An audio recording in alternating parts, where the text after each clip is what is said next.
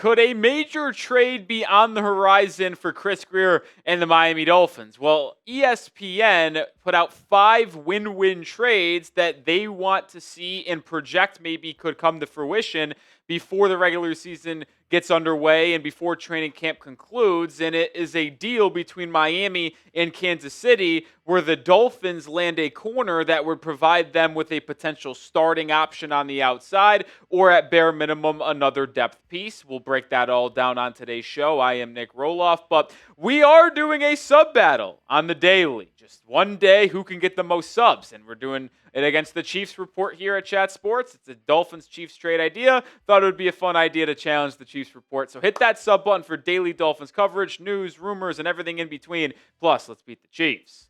All right, so here is the trade idea. It's very simple. Miami lands cornerback Joshua Williams from Kansas City, and all the Dolphins ended up giving up in this trade idea is a 2027 sixth-round pick. So very low value from a pick perspective if you're the Dolphins, but you get a corner who could actually end up starting for your team. Williams is a very big-bodied guy who can provide you with a boundary presence that I don't think you have on the roster currently. So this is certainly a deal that I am interested in, but before we talk about Williams more as a player and give my thoughts in full, I wanted to share what ESPN said on this trade idea. Williams is a depth corner for the Chiefs, who already have Trent McDuffie, Jalen Watson, Christian Fulton, Newell Williams, and then Joshua Williams, who is scheduled to make $3.2 million this year, was even left off ESPN's 53-man roster projection at the start of training camp.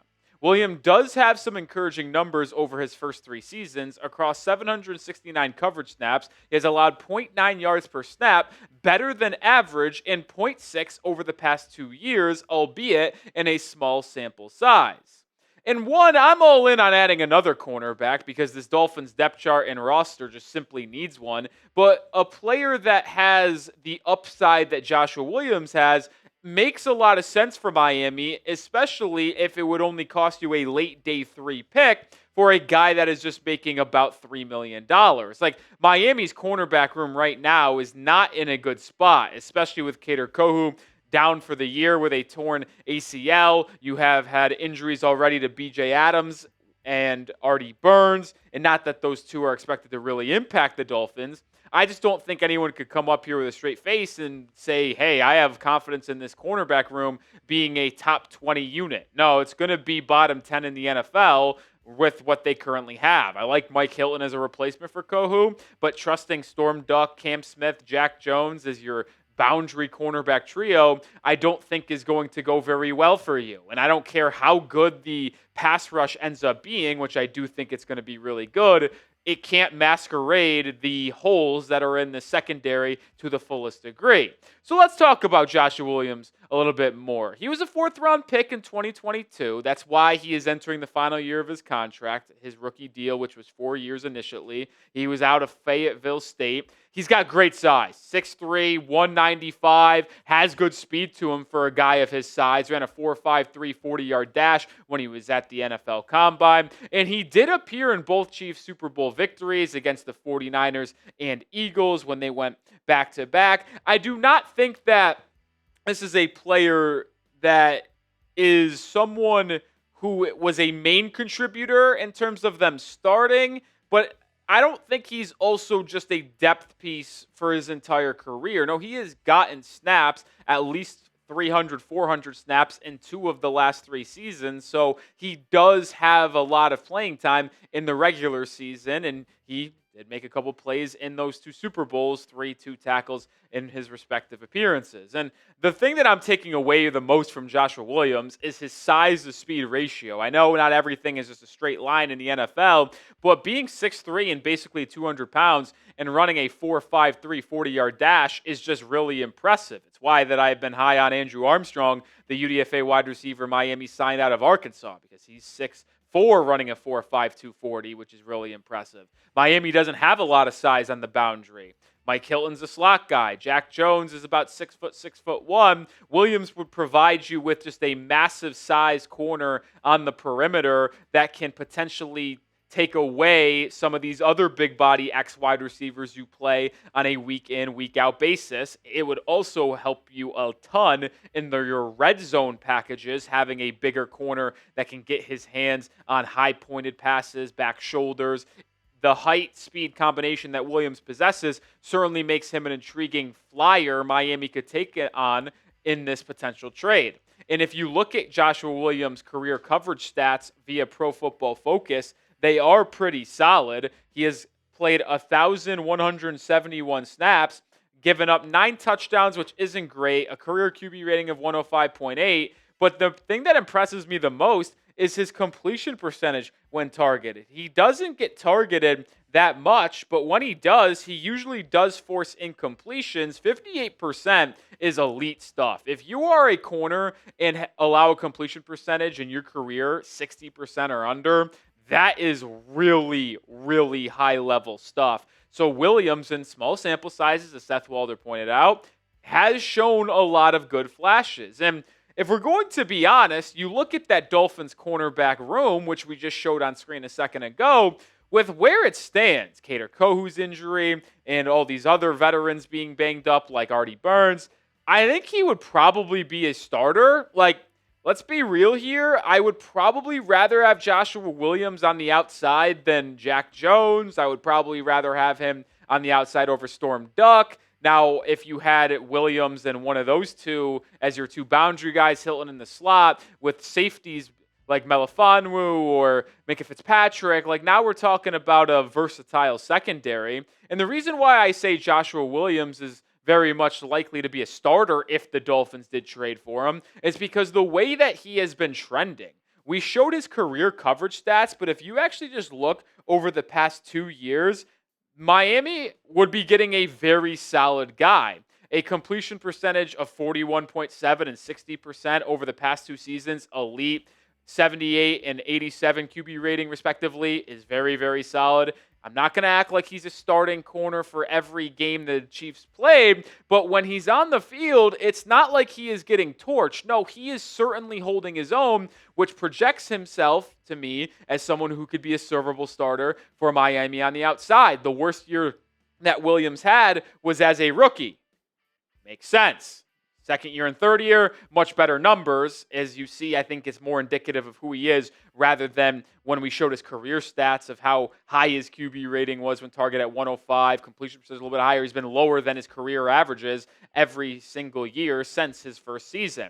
Now, one negative on Joshua Williams, because it is not all roses with him, is that he was penalized 6 times last season. So he does have the tendency to get a little bit grabby at times, and sometimes he doesn't play the ball the best way and ends up committing defensive pass interference. That's always frustrating. It's not great. But I think when you look at the grand scope of potentially acquiring Joshua Williams, the positives and the upside of getting him heavily outweigh the negatives that he has in terms of 1 year left on his deal, $3 million, and the penalties that he does get called on at a relatively high rate. So I am certainly intrigued by adding Joshua Williams. There's no doubt about that. But I'll ask you, you make the call for me. Would you trade for Joshua Williams? Type T for trade, type P for pass, pin comment on today's show. I think if you're watching today's video, it's abundantly clear that I would certainly be typing my T's for trade. And it just makes so much sense for Miami to make a move like this, right?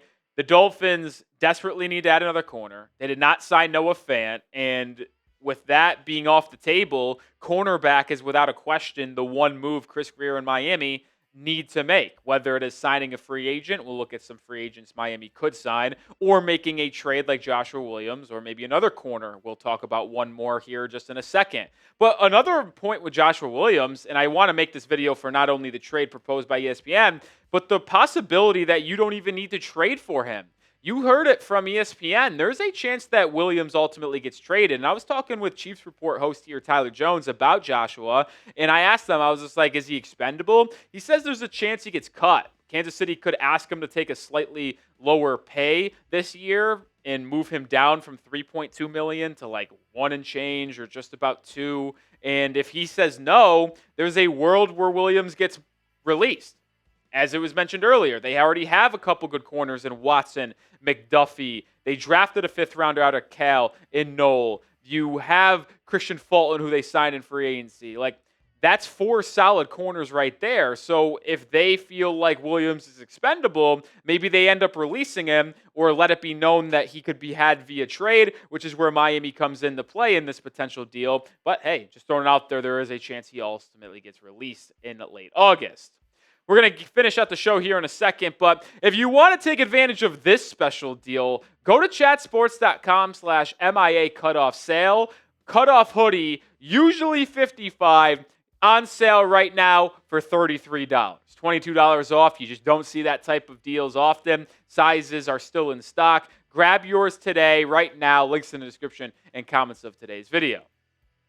There's one more potential trade target, and that is Cleveland Browns cornerback Greg Newsome, who is also going into the final year of his deal. Now, the difference between Newsome and Joshua Williams is that Newsome is in the final year of his rookie deal as a first-round pick, so his player option that was picked up by the Browns is for about $13.3 million, so it's a lot more expensive financially to acquire Greg Newsome. He has bet on the trade block allegedly this entire offseason, and in that same article where ESPN projected this trade for Miami, they also projected Greg Newsome being traded to the Raiders, so maybe there is a chance that Newsome could still be dealt.